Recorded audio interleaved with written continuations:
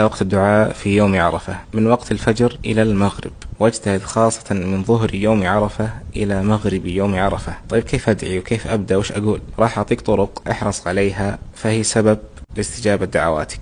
قبل تدعي سبح الله 10 مرات، واحمد الله 10 مرات، وكبر الله 10 مرات. فعن أنس بن مالك رضي الله عنه قال: جاءت أم سليم إلى النبي صلى الله عليه وسلم فقالت: يا رسول الله علمني كلمات أدعو بهن. قال: تسبحين الله 10، وتحمدينه 10، وتكبرينه 10، ثم سلي حاجتك فإنه يقول قد فعلت قد فعلت. ثم قل: اللهم إني أسألك بأني أشهد أنك أنت الله لا إله إلا أنت الأحد الصمد الذي لم يلد ولم يولد ولم يكن له كفوا أحد. فإن الرسول صلى الله عليه وسلم سمع رجلا يقول هذا الدعاء ثم دعا، فقال صلى الله عليه وسلم: لقد سأل الله باسمه الأعظم الذي إذا سئل به أعطى وإذا دعي به أجاب.